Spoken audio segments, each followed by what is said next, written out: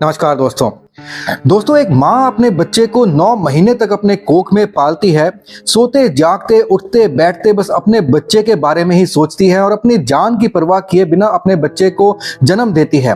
फिर जन्म के बाद माँ और बाप मिलकर कितनी कुर्बानियां देते हैं, कितने सैक्रिफाइसेस करते हैं और अपने बच्चे को पालते हैं, अच्छी शिक्षा देते हैं, अच्छे संस्कार देने की कोशिश करते हैं और उसको एक अच्छा नागरिक, एक अच्छा इंसान बनाने की कोशिश करते हैं। लेकिन सोचिए, अगर यही बच्चा बड़ा होकर अपने माँ और अपने पिता को इतनी बार आयरन रॉड से सिर पे मारे जब तक वो मर ना जाएं और फिर उन्हें जिंदा जला दे, तो ऐसे बच्चे को आप इंसान कहेंगे या शैतान? आज की कहानी आपको सोचने को मजबूर कर देगी कि इंसानियत किस हद तक गिर चुकी है।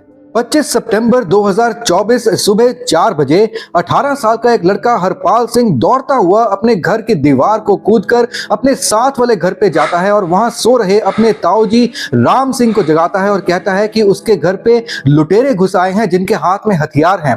उन्होंने उसके माँ बाप यानी कि जसवंत सिंह जो कि 40 साल के थे और उनकी माँ मलकीत कौर जो कि करीब 35 साल की थी, उनको मार दिया है और घर पे आग लगा दी है। ये सुनकर उसके ताऊजी राम सिंह के पैरों तले जमीन खिसक जाती है और वो जल्दी से अपने बेटे को भी नींद से उठाते हैं और दोनों मिलकर भागकर पास के घर में यानी कि हरपाल के घर में जाते हैं। और वहां जाते ही जैसे ही वो हरपाल के घर का दरवाजा खोलते हैं तो उनकी आंखें फटी की फटी रह जाती हैं। क्या है ये पूरी कहानी और 18 साल का एक लड़का कैसे और किन हालातों में अपने पूरे परिवार को खत्म कर देता है और कैसे पुलिस उस तक पहुंचती है, इसे जानने के लिए इस वीडियो को देखते रहिए। ये कहानी है हरियाणा के सिरसा शहर के एक छोटे से जिले डबवाली की और वहां पर एक गांव है गिद्दड़खेड़ा। यहाँ पर एक छोटा सा परिवार था जिसमें सिर्फ 3 सदस्य थे। जसवंत सिंह जिनकी उम्र करीब 40 साल की थी, उनकी पत्नी मलकीत कौर जिनकी उम्र करीब 35 साल की थी और उनका इकलौता बेटा हरपाल सिंह जिसकी उम्र करीब 18 साल की रही होगी।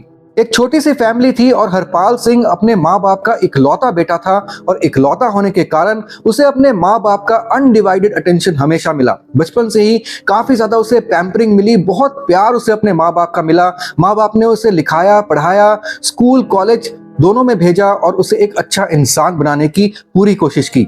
हरपाल सिंह ने इसी गांव से अपनी स्कूलिंग खत्म की और पास ही के डबवाली में ही एक कॉलेज में बीए फर्स्ट ईयर में एडमिशन ली। हरपाल सिंह जब स्कूल में था तब उसे एक लड़की से प्यार हो जाता है। दोनों लड़का और लड़की सेम वही डबवाली के कॉलेज में एडमिशन लेते हैं जहां Harpal Singh BA first year में एडमिशन लेता है और दोनों का प्यार अब स्कूल के प्यार से कॉलेज की प्यार तक बढ़ चला था। दोनों दिन रात एक दूसरे से बातें करते, जब कॉलेज जाते तो आपस में मिलकर बातें करते और सारी रात वो फोन पर, व्हाट्सएप पर और कॉल पर बातें किया करते। लेकिन इस रिलेशनशिप के बारे में ना तो हरपाल सिंह के माँ बाप को कुछ पता था और ना ही लड़की के माता पिता को इसके बारे में कोई भी खबर थी। ये दोनों के बीच में एक सीक्रेट रिलेशनशिप था जिसके बारे में कोई नहीं जानता था। डे बाय डे हरपाल का प्यार उस लड़की के लिए बढ़ता जा रहा था और दोनों जैसे एक दूसरे के बिना ना रह पाने जैसी सिचुएशन में थे। फिर एक दिन लड़की के पिता को इस रिलेशनशिप के बारे में पता चल जाता है। लड़की के पिता लड़की को हरपाल के साथ मिलते हुए एक दिन देख लेते हैं और कॉलेज में जाकर इस चीज की शिकायत कर देते हैं। लड़की के पिता बहुत गुस्से में होते हैं और इससे पहले कि वो लड़की को कुछ समझाते, वो सीधा उसके कॉलेज के मैनेजमेंट के पास जाते हैं और उसके कॉलेज के मैनेजमेंट को वो खरी खोटी सुनाते हैं। वो कॉलेज के मैनेजमेंट को बोलते हैं कि वो लड़कों पर नजर रखे और लड़कों पर कंट्रोल रखे ताकि उनकी लड़कियां सुरक्षित रहें। कॉलेज के मैनेजमेंट को इस रिलेशनशिप के कारण उस लड़की के पिता से बहुत ज्यादा खरी खोटी सुननी पड़ती है। इसी के चलते कॉलेज मैनेजमेंट हरपाल सिंह के पिता जसवंत सिंह को कॉलेज में बुलाते हैं और कॉलेज में वो हरपाल सिंह और उस लड़की के रिलेशनशिप के बारे में और हरपाल सिंह के सभी हरकतों के बारे में उसके पिता जसवंत सिंह को डिटेल में बताते हैं। वो बताते हैं कि कैसे इस लड़की के पिता ने आकर कॉलेज मैनेजमेंट को कितना कुछ सुनाया और आज इनकी वजह से कॉलेज के मैनेजमेंट को कितना कुछ बुरा सुनना पड़ा।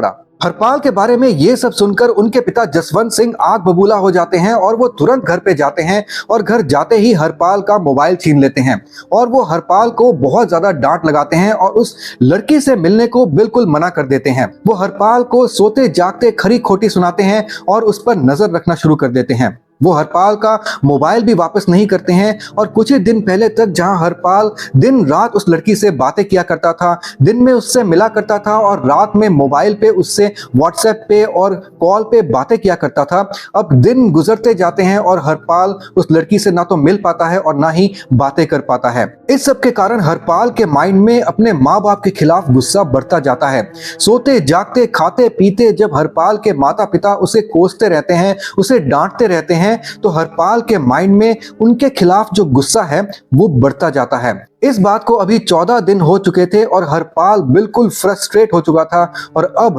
हरपाल के माइंड में एक प्लान जन्म लेता है। वो सोच लेता है कि मैं अब अपने माँ बाप से छुटकारा लेकर ही दम लूंगा, चाहे उसके लिए मुझे अपने माँ बाप की जान ही क्यों ना लेनी पड़े। वो पास ही के एक गांव से ऑनलाइन कुछ नशे की गोलियां मंगवाता है जो कि उसके घर पे डिलीवर कर दी जाती हैं। अब आती है 24 सितंबर 2024 की रात करीब 12 बजे, जब पूरा परिवार खाना खा चुका था तो हरपाल सिंह अपने माता पिता से पूछता है कि क्या वो सोने से पहले दूध पीना पसंद करेंगे। इस पर उसके माँ और पिता जब हामी भरते हैं तो हरपाल सिंह दूध में इन नशे की गोलियों को मिलाकर अपने माता और पिता को पिला देता है। वो नशे की गोलियों की जो तादाद है दूध में थोड़ी सी ज्यादा रखता है ताकि उन्हें अच्छे से नींद आए और वो बिल्कुल भी ना उठें। नशे की गोलियां खाकर हरपाल सिंह के माता पिता को जल्दी नींद आ जाती है और वो गहरी नींद सो जाते हैं।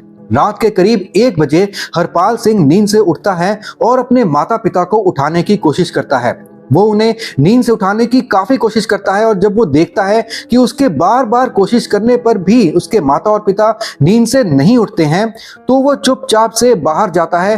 पास वाले कमरे से एक लोहे की मोटी रॉड लेकर आता है। वो लोहे की मोटी रॉड से अपनी माँ के सिर पे 10 से 15 बार खींच खींच कर वार करता है। तब तक वो मारता रहता है जब तक उसे तसल्ली नहीं हो जाती कि वो मर गई है।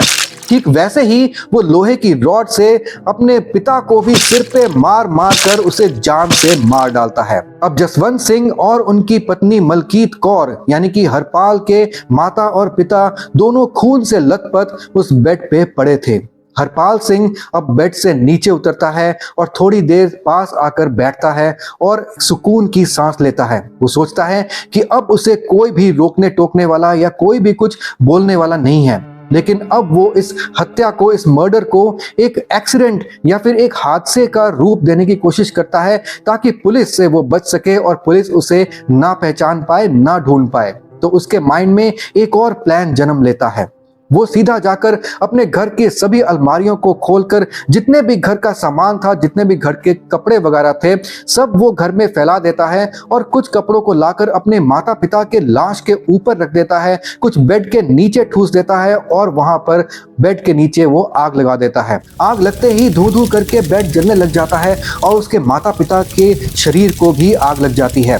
अब सुबह के करीब 4 बज चुके थे और हरपाल सिंह उस लोहे के सरिये को यानी कि लोहे की रॉड को जिससे वो अपने माता पिता को मारता है उसको वो छुपाता है और सुबह के 4 बजे वो भागकर दीवार कूदकर अपने साथ वाले घर पे जाता है जहां पर उसके ताऊ जी राम सिंह सो रहे थे।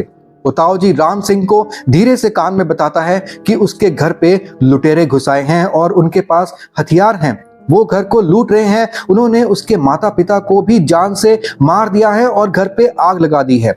ये सुनते ही राम सिंह के पैरों तले जमीन खिसक जाती है। राम सिंह अपने बेटे को भी नींद से उठाता है और दोनों भागकर पास ही के यानी कि साथ वाले घर पे, हरपाल के घर पे दौड़कर जाते हैं और दौड़कर जाते ही वो जो देखते हैं वो मंजर देखकर उनकी आंखें फटी की फटी रह जाती हैं। बिस्तर पर जसवंत सिंह और उनकी पत्नी मलकीत कौर की अधजली लाशें, करीब 90% जली हुई लाशें पड़ी होती हैं और बिस्तर खून से लथपथ होता है। वो जल्दी से आग को बुझाने की कोशिश करते हैं और पुलिस को इत्तला की जाती है। जल्द ही पुलिस वहां पर अपनी पूरी टीम के साथ वहां पर आ जाती है। पूरे एरिया को पुलिस सील कर देती है और आग को अच्छी तरीके से बुझाती है। फॉरेंसिक्स की टीम वहां पर आती है और सभी ब्लड सैंपल्स और सब कुछ वहां से सैंपल्स लेकर वो अपने साथ चली जाती है। बॉडीज को भी फॉरेंसिक अपने साथ ले जाती है पोस्टमार्टम के लिए। लेकिन इस सब को देखते हुए पुलिस के माइंड में कुछ चीजें बहुत ज्यादा खटकती हैं। पहले तो पुलिस करीब 4-5 टीमें बनाती है और ये 4-5 टीम्स पूरे शहर में, पूरे गांव में वो 2 हथियारबंद लुटेरों की तलाश करती है, जो कि हरपाल सिंह ने बताया था। उसके घर में वो घुस आए थे हथियार लेकर और हरपाल सिंह के हिसाब से इन्हीं लुटेरों ने उनके माँ बाप को मारा था और घर में आग लगा दी थी। पुलिस कई लोगों से पूछताछ करती है, राम सिंह से, राम सिंह के बेटे से जो कि मौके वारदात में सबसे पहले पहुंचे थे, और हरपाल सिंह से भी पुलिस पूछताछ करती है। लेकिन ये सब पूछताछ के बाद और ये सारी नाकाबंदी वगैरह करने के बाद जब पुलिस को 2 लुटेरे कहीं से नहीं मिलते हैं तो पुलिस के शक की सुई थोड़ी बहुत परिवार के अंदर में ही घूम जाती है और पुलिस के माइंड में कुछ चीजें बहुत ज्यादा खटकती हैं। पुलिस का कहना यह था कि वहां पर अगर लूट हुई थी, अगर 2 हथियारबंद लुटेरे उस घर में आए थे, उन्होंने मर्डर भी किया, तो फिर घर का सारा सामान चाहे बिखरा पड़ा था लेकिन एक भी सामान घर का कुछ भी गायब नहीं था। घर का कोई भी सामान मिसिंग नहीं था, कोई भी सोना पैसा या फिर कोई भी कपड़ा वगैरह कुछ भी कीमती सामान, घर का सब कुछ इंटैक्ट था। सब कुछ बिखरा पड़ा था लेकिन सब कुछ इंटैक्ट था, कोई भी उसको चुरा कर या फिर लूट कर नहीं लेकर गया था। फिर लुटेरे आकर जसवंत सिंह को और उनकी पत्नी को क्यों मारते हैं, क्यों उनको जला देते हैं, और अगर मार और जला देते हैं तो उसके बाद कुछ भी लूट कर क्यों नहीं लेकर जाते। इस सब की जो गुत्थी है ना, ये पुलिस के माइंड को बहुत ज्यादा परेशान कर रही थी। तो इसीलिए पुलिस की जो शक की सुई है वो हरपाल सिंह की तरफ घूम जाती है और वो हरपाल सिंह को अपने थाने में बुलाते हैं और उससे कड़ी पूछताछ करते हैं।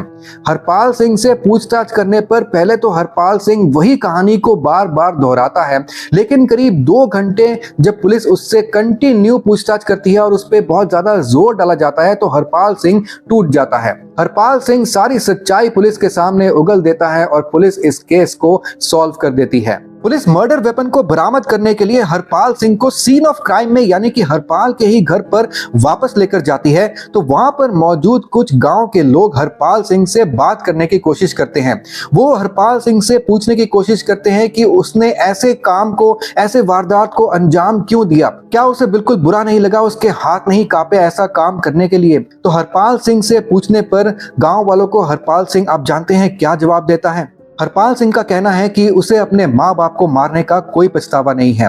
पिछले करीब 15 दिन से वो अपने माँ बाप की किचकिच सुन रहा था और उन्हें मार डालना ही उसे सही लगा। हरपाल सिंह को पुलिस कोर्ट में पेश करती है और कोर्ट उसे आगे की पूछताछ के लिए न्यायिक हिरासत में भेज देती है। दोस्तों, ये कहानी हमें सोचने को मजबूर कर देती है आजकल के युवा के बारे में। आजकल लोग कहाँ जा रहे हैं, लोगों की सोच किस हद तक गिर गई है। अपने प्यार, अपने रिलेशनशिप को पाने के लिए उनको जन्म देने वाले, उनको पालने वाले माता पिता को ही किस तरीके से वो रॉड से, इतने निर्मम तरीके से एक इंसान मार डालता है। अपने माँ बाप को इस तरीके से जान से मारने वाले ऐसे शख्स को आप इंसान कहेंगे या जानवर या फिर शैतान, क्योंकि जानवर भी शायद ऐसा काम कभी नहीं करते हैं। ऐसे ही रियल लाइफ कहानियों को और पुलिस इन्वेस्टिगेशंस को जानने के लिए इस चैनल को जरूर सब्सक्राइब कर लीजिएगा और इस वीडियो को जरूर लाइक कीजिएगा। मैं आपसे मिलता हूं अगले वीडियो में किसी और जुर्म की कहानी के साथ। तब तक के लिए जय हिंद, जय भारत।